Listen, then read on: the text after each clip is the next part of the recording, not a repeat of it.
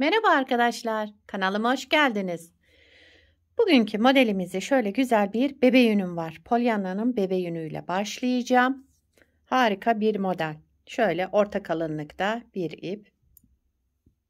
Kullanacağım şiş 3,5 numara.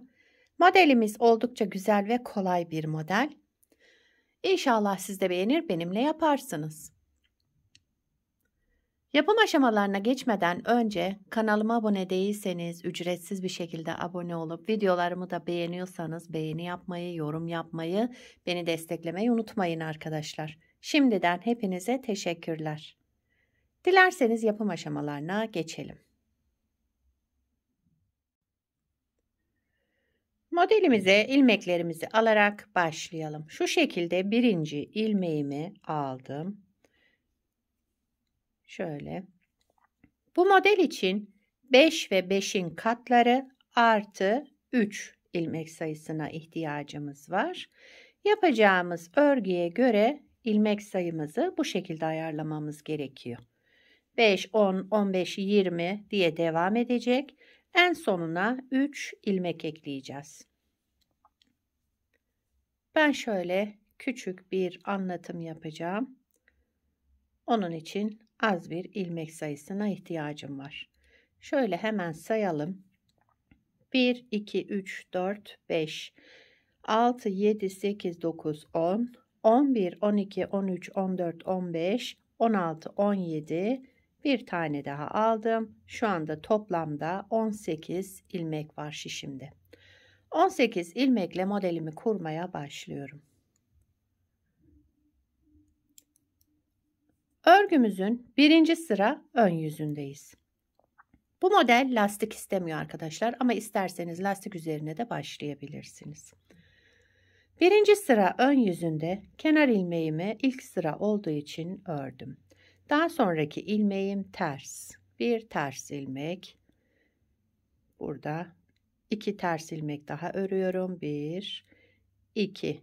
2 ilmek daha ters ördüm. Yani toplamda 3 ters ilmek, 2 düz ilmek, 2 düz. Şu bir tanesi aradan yürüteceğimiz, şöyle sürekli ters öreceğimiz ters ilmek, 2 tane de ayrı ters ilmek örüyorum. Yani toplamda 3 ters, 2 düzle birinci sıramızı kuralım arkadaşlar. Kenar ilmeğinden sonra 3 ters, 2 düz ilmek, 2 düz ilmek ördüm. Kenarda bir ters ilmekle bitirdim. Kenar ilmeğimi de ördüm. Birinci sıra ön yüzünde bu şekilde yaptık. İkinci sıra arka yüzündeyim modelin. Kenar ilmeğimi örmeden aldım. Daha sonraki ilmeğim düz. Bakın bir düz ilmek ördüm. 2 ters ilmekleri gördüğüm gibi örüyorum. İkinci sıra arka yüzünde. 2 ters, 3 düz. 1, 2, 3 ilmek düz ördüm. Daha sonra 2 ters ilmek, 3 düz ilmek.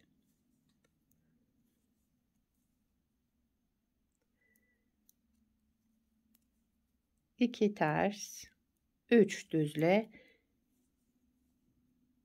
pardon. 2 ters, 3 düz. Evet. Sıranın sonuna geldim. Bir de kenar ilmeğimi ördüm. İkinci sıra arka yüzünde ilmekleri gördüğümüz gibi ördük. Üçüncü sıra ön yüzündeyiz modelin. Kenar ilmeğimi örmeden aldım. Şimdi ilk ilmeğimi ters örüyorum. Bu ilmek sürekli ters örülecek ön yüzünde. Arada yürüttüğümüz tek ilmek. Daha sonraki ters ilmeğimi ve düz ilmeklerimi düz örüyorum. Yani 4 düz ilmek ördüm. Bir ters, 4 düz ilmek ördüm. Bir ters,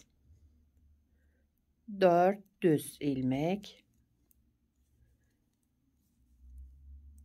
Üçüncü sıra arka yüzündeyiz. Pardon, ön yüzündeyiz. Üçüncü sıra ön yüzünde. Bir ters, 4 düz. Bu 2 ters ilmeğimi de düz ördüm. Düzlerimi de düz örüyorum. Toplamda 4 düz ilmek ördüm. Daha sonra kenarda bir ters ilmeğim, bir de kenar ilmeğimi ördüm.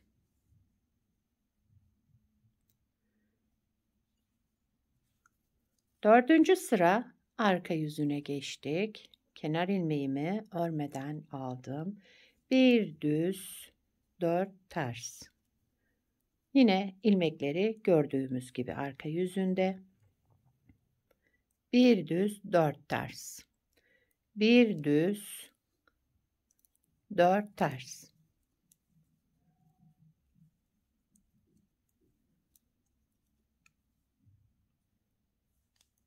Bir düz, 4 ters.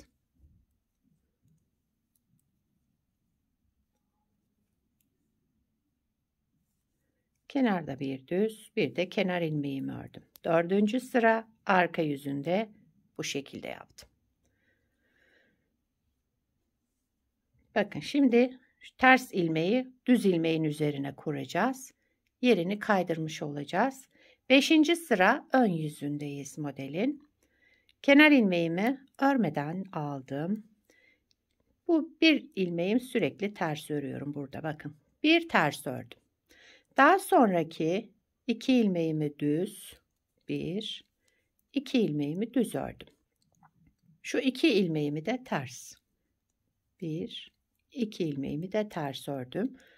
Burada ters ve düz ilmeklerin yerini kaydırmış oldum. Yani buradaki ters olan ilmeğin üzerine düz devam ediyorum. Düz olan ilmeğin üzerine de ters olarak devam edelim. Aradaki ters ilmeğimiz sürekli ters olarak devam edecek. 2 düz, 2 ters. O bir ters olan ilmeğimi de ördüm. 2 düz, 1, 2 ters. Kenarda tek tersim var. Onu da ördüm. Kenar ilmeğimi de ördüm. 5. sıra ön yüzünde modeli kaydırmış olduk. 6. sıra arka yüzüne geçtim modelin. Kenar ilmeğimi örmeden aldım. Bir düz, gördüğümüz gibi yani bir düz. Burada da 2 düzümüz var. 3 düz ördüm. Daha sonra 2 ters. İlmekleri gördüğümüz gibi düzü düz, tersi ters olarak 6. sıra arka yüzünde devam edelim. 1, 2, 3 ilmek düz ördüm. 2 ilmek ters ördüm.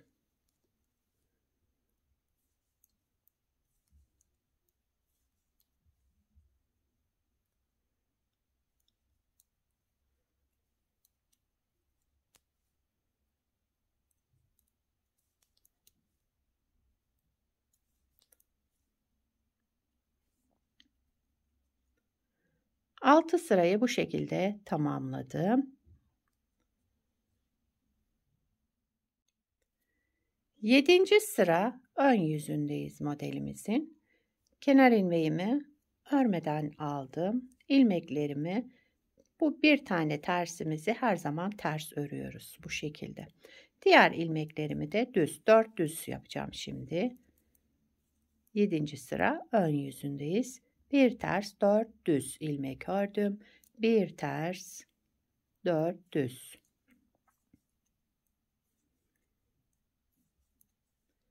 Bir ters 4 düz. Yine aradaki tersimizi ters örüyoruz. Bakın şu bir ilmek tersimiz her zaman ters olarak örülecek ön yüzünde. Arka yüzünde de düz örüyoruz. Orada hiçbir işlem yapmıyoruz. Bir tersten sonra 4 düz. Örelim. Kenardaki ilmeğimiz de ters. Onu da ördüm.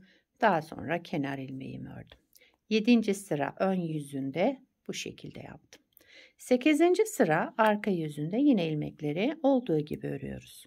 Ters olan ilmeklerimizi ters, düz olanları düz olarak devam ediyorum. Yani bir düz, 4 ters ilmek olarak örelim.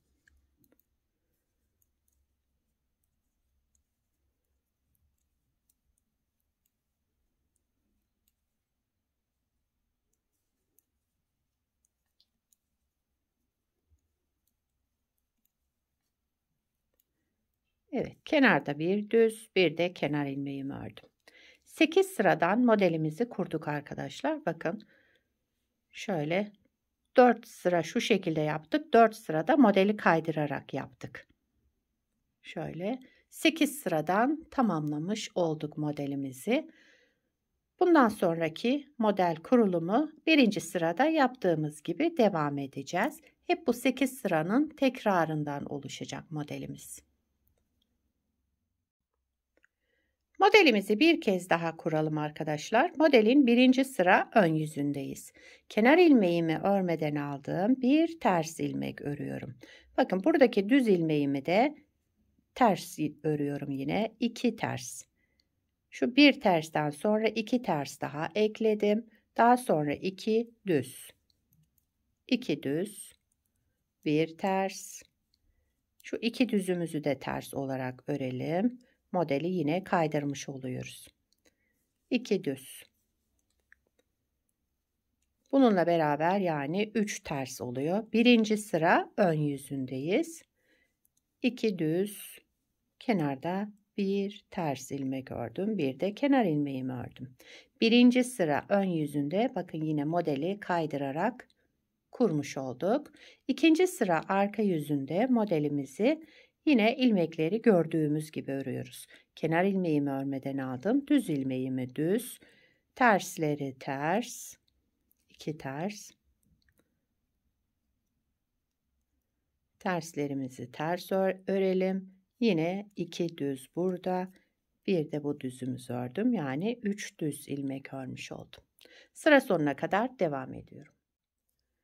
Üçüncü sıra ön yüzündeyiz. Kenar ilmeğimi örmeden aldım. Bir ters şu şekilde 1 2 3 4 ilmek düz ördüm. Şu işlem yaptığımız 4 ilmeği düz örelim. Aradaki tersimizi yine ters olarak örelim. 4 düz olarak devam edelim. 4 düz, bir ters, yine 4 düz.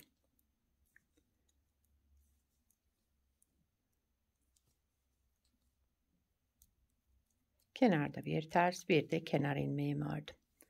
Üçüncü sıra ön yüzünde bir düz, bir ters, 4 düz, bir ters, 4 düz diye devam ettim bu şekilde. Dördüncü sıra arka yüzünde kenar ilmeğinden sonraki ilmeğim düz olarak örüyorum. 4 ters şimdi. Bir düz, 4 ters örelim. Bakın bir düz, 4 ters olarak sıra sonuna kadar devam edelim. 5. sıra ön yüzündeyiz modelin. 5. sıra ön yüzünde kenar ilmeğimi örmeden aldım. Yine bir ters ilmek.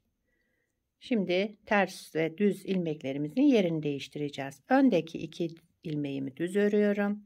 2 ilmek düz ördüm. Daha sonra 2 ilmek ters ördüm.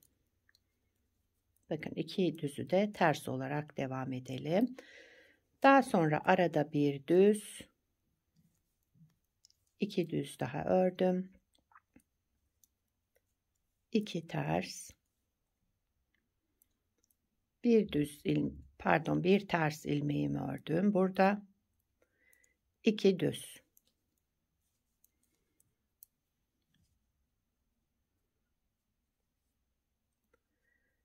İki ters, bir de kenardaki tersim, bir de kenar ilmeğimi ördüm. 5. sıra ön yüzünde bu şekilde. 6. sıra arka yüzündeyim. Kenar ilmeğimi örmeden aldım. Bir düz, burada da 2 düz daha. Yani 3 düz, 2 ters. İlmekleri gördüğümüz gibi yani değişik değil. Tersimizi ters, düzümüzü düz olarak devam ediyoruz.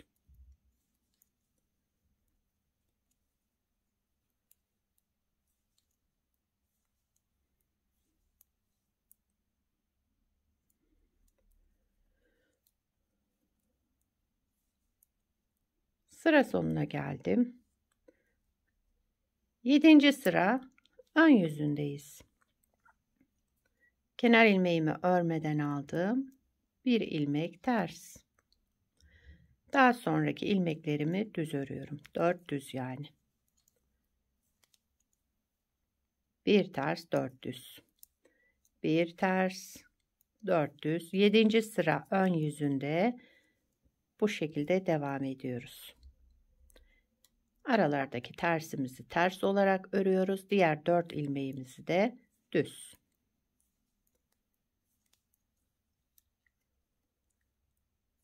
Kenar ilmeğimi de ördüm. 7. sıramı bu şekilde tamamladım. 8. sıra arka yüzünde yine ilmekleri gördüğümüz gibi kenar ilmeğimi örmeden aldım. Bir düz, bakın düz. 4 ters. Yine dediğim gibi ilmeklerimizi düzü düz, tersi ters olarak örelim. Son sıramız, modeli ikinci kez kurmuş olduk arkadaşlar. Modelimiz böyle devam ediyor. Hep bu 8 sıranın tekrarından oluşacak güzel ve farklı bir model.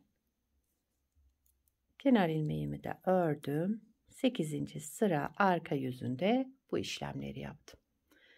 Evet, bakın model 2 kez kurulmuş oldu. Gayet güzel ve şöyle farklı bir model arayanlar için uygun. Bir de şöyle ilerlemiş halini göstereyim. Bunu da daha önce yaptım. Bunu beraber yaptık arkadaşlar. Bakın şöyle 3 model üzerine çalıştık. Beraber yaptığımızı. Bunu da şöyle biraz daha geniş halini yaptım. Bu model lastik istemiyor. Başta da dediğim gibi, ama isterseniz altına lastik de kullanabilirsiniz. Bakın bu şekilde lastik istemiyor. Kendi zaten şöyle lastik gibi bir görüntüsü olan bir model.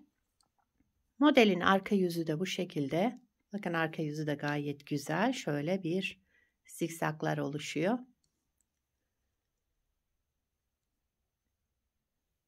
Evet. Modelimiz harika.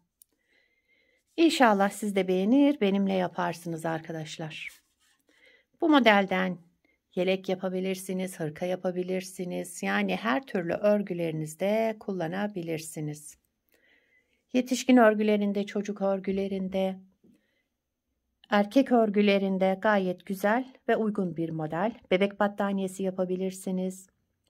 Atkı bere yapımında kullanabilirsiniz. Ona uygun iplerle.